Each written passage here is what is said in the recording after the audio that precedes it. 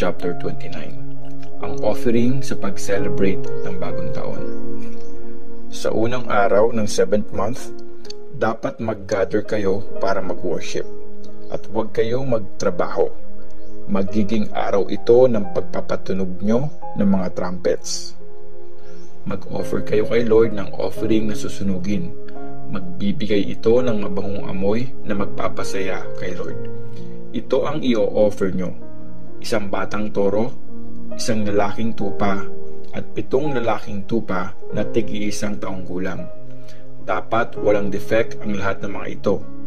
Sasamahan ito ng magandang klaseng harina na minasa sa olive oil bilang offering na putil.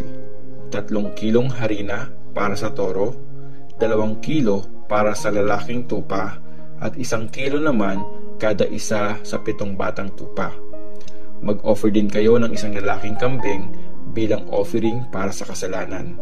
Gawin nyo ito para sa paglilinis ng kasalanan nyo.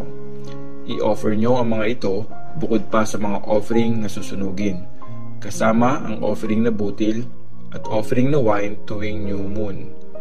At bukod pa rin ito sa pang-araw-araw na offering na susunugin, kasama ng offering na butil at offering na wine ayon sa instructions tungkol dito. Susunugin ito para magbigay ng mabangong amoy na magpapasaya kay Lord. Ang offering sa araw ng pagtubos ng kasalanan. Sa 10th day ng 7th month, mag-gather kayo para mag-worship. Huwag kayong kakain at magtrabaho. Instead, mag-offer kayo kay Lord ng offering na susunugin.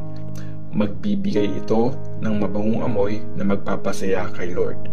Ito ang i-offer nyo: isang batang toro, isang lalaking tupa, at 7 lalaking tupa na tig-isang taong gulang.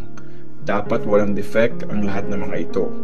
Sasamahan ito ng magandang klaseng harina na minasa sa olive oil bilang offering na butil.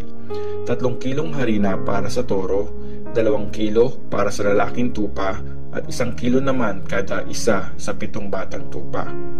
Mag-offer din kayo ng isang lalaking kambing bilang offering para sa kasalanan. Bukod pa ito sa offering sa ritual ng paglilinis ng kasalanan. Bukod pa rin ito sa pang-araw-araw na offering na susunugin, nakasama ng offering na butil at offering na wine. Ang offering sa piyesta ng mga tent. Sa 15th day ng 7th month, mag-gather kayo para mag-worship. Huwag kayong magtrabaho. Instead, magpiyesta kayo ng 7 araw para kay Lord. Mag-offer kayo ng offering na susunugin. Magbibigay ito ng mabangong amoy na magpapasaya kay Lord. Ito yung i-offer nyo sa unang araw: 13 na batang toro, 2 lalaking tupa, at 14 na lalaking tupa na tig-iisang taong gulang. Dapat walang defect ang lahat ng mga ito. Sasamahan ito ng magandang klaseng harina na minasa sa olive oil bilang offering na butil. 3 kilong harina kada isang batang toro, 2 kilo kada isang lalaking tupa, at 1 kilo naman kada isang batang tupa. Mag-offer din kayo ng isang lalaking kambing bilang offering para sa kasalanan. I-offer nyo ang mga ito bukod pa sa pang-araw-araw na mga offering na susunugin na kasama ang offering na butil at offering na wine. Sa pangalawang araw, mag-offer kayo ng 12 na batang toro, 2 lalaking tupa, at 14 na lalaking tupa na tig-iisang taong gulang. Dapat walang defect ang lahat ng mga ito. Sasamahan ito ng offering na butil at offering na wine para sa mga batang toro, mga lalaking tupa at mga batang tupa, ayon sa instructions tungkol dito. Mag-offer din kayo ng isang lalaking kambing bilang offering para sa kasalanan. Bukod pa ito sa pang-araw-araw na offering na susunugin na kasama ang offering na butil at offering na wine. Sa pangatlong araw, mag-offer kayo ng 11 na toro, 2 lalaking tupa, at 14 na lalaking tupa na tig-iisang taong gulang. Dapat walang defect ang lahat ng mga ito. Sasamahan ito ng magandang klaseng harina na minasa sa olive oil bilang offering na butil at offering na wine para sa mga toro, mga lalaking tupa at mga batang tupa, ayon sa instructions tungkol dito. Mag-offer din kayo ng isang lalaking kambing bilang offering para sa kasalanan. Bukod pa ito sa pang-araw-araw na offering na susunugin kasama ang offering na butil at offering na wine. Sa pang-apat na araw, mag-offer kayo ng 10 toro, 2 lalaking tupa at 14 na lalaking tupa na tig-iisang taong gulang. Dapat walang defect ang lahat ng mga ito. Sasamahan ito ng magandang klaseng harina na minasa sa olive oil bilang offering na butil at offering na wine para sa mga toro, mga lalaking tupa at mga batang tupa ayon sa instructions tungkol dito. Mag-offer din kayo ng 1 lalaking kambing bilang offering para sa kasalanan. Bukod pa ito sa pang-araw-araw na offering na susunugin, kasama ang offering na butil at offering na wine. Sa panlimang araw, mag-offer kayo ng 9 na toro, 2 lalaking tupa at 14 na lalaking tupa na tig-iisang taong gulang. Dapat walang defect ang lahat ng mga ito. Sasamahan ito ng magandang klaseng harina na minasa sa olive oil bilang offering na butil at offering na wine para sa mga toro, mga lalaking tupa at mga batang tupa, ayon sa instructions tungkol dito. Mag-offer din kayo ng 1 lalaking kambing bilang offering para sa kasalanan. Bukod pa ito sa pang-araw-araw na offering na susunugin, kasama ang offering na butil at offering na wine. Sa pang-6 na araw, mag-offer kayo ng 8 toro, 2 lalaking tupa at 14 na lalaking tupa na tig-iisang taong gulang. Dapat walang defect ang lahat ng mga ito.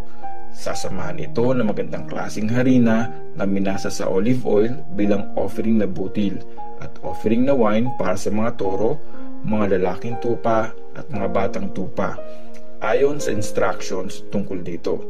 Mag-offer din kayo ng 1 lalaking kambing bilang offering para sa kasalanan. Bukod pa ito sa pang-araw-araw na offering na susunugin, kasama ang offering na butil at offering na wine. Sa 7th day, mag-o-offer kayo ng 7 toro, 2 lalaking tupa at 14 na lalaking tupa na tig-iisang taong gulang. Dapat walang defect ang lahat ng mga ito. Sasamahan ito ng magandang klaseng harina na minasa sa olive oil bilang offering na butil at offering na wine para sa mga toro, mga lalaking tupa at mga batang tupa, ayon sa instructions tungkol dito. Mag-offer din kayo ng 1 lalaking kambing bilang offering para sa kasalanan.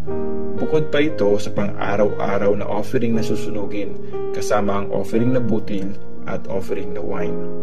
Sa 8th day ng piyesta, mag-gather kayo para mag-worship at huwag kayong magtrabaho. Instead, mag-offer kayo ng offering na susunugin. Magbibigay ito ng mabangong amoy na magpapasaya kay Lord. Ito yung i-offer nyo: 1 toro, 1 lalaking tupa at 7 lalaking tupa na tig-iisang taong gulang. Dapat walang defect ang lahat ng mga ito. Sasamahan ito ng magandang klaseng harina na minasa sa olive oil bilang offering na butil at offering na wine para sa mga toro, mga lalaking tupa at mga batang tupa, ayon sa instructions tungkol dito. Mag-offer din kayo ng 1 lalaking kambing bilang offering para sa kasalanan. Bukod pa ito sa pang-araw-araw na offering na susunugin, kasama ang offering na butil at offering na wine. Dapat niyong i-offer kay Lord ang mga ito tuwing piyesta. Bukod pa ito sa mga offering na pinanghako nyo, offering na kusang loob, offering na susunugin, offering na butil, offering na wine at mga peace offering. Sinabi ni Moses sa mga Israelites ang lahat ng mga ito, gaya ng inutos ni Lord sa kanya. Numbers chapter 30. Ang mga instructions kapag nangangako kay Lord. Sinabi ni Moses sa mga leaders ng bawat tribe ng Israel ang utos ni Lord. Pag nangako o sumumpa kay Lord ang isang lalaki, kailangang tuparin niya ang mga sinabi niya. Pag ang isang dalagang nasa puter pa ng tatay niya ay nangako kay Lord o sumumpa na hindi gagawa ng ilang mga bagay, tapos hindi tumutol yung tatay niya nang malaman niya yon, may bisa pa rin ang mga pangako at sumpa niya. Pero pag tumutol ang tatay niya, mawawalan ng bisa ang lahat ng mga pangako at sumpa niya. Wala siyang pananagutan kay Lord. Kung ang dalagang nangako at sumumpa ng hindi pinag-iisipan ay nagpakasal, tapos hindi tumutol yung asawa niya nang malaman ito, may bisa pa ang pangako at sumpa niya. Pero sa oras na malaman at tumutol ang asawa niya, mawawalan ng bisa ang lahat ng mga pangako at sumpang hindi niya pinag-isipan. Wala siyang pananagutan kay Lord. Pero pag mga byuda naman o mga hiwalay sa asawa ang nangako at sumumpa, kailangan pa nilang tuparin yung mga sinabi nila. Kung ang babaeng may asawa ay nangako at sumumpa, tapos hindi tumutol yung asawa niya nang malaman ito, may bisa pa rin ang mga pangako at sumpa niya.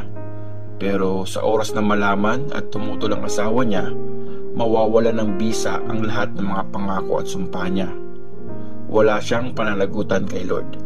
Depende na sa asawa niya kung ipapawalang bisa o papayagan yung mga pangako niya.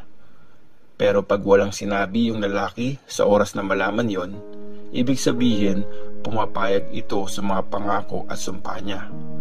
Payag yung lalaki kasi di naman siya nagsalita after malaman yun.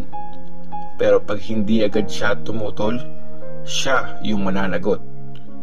Ito yung mga instructions na binigay ni Lord kay Moses tungkol sa mag-asawa at mag-ama habang nasa poder pa ng tatay niya ang dalaga.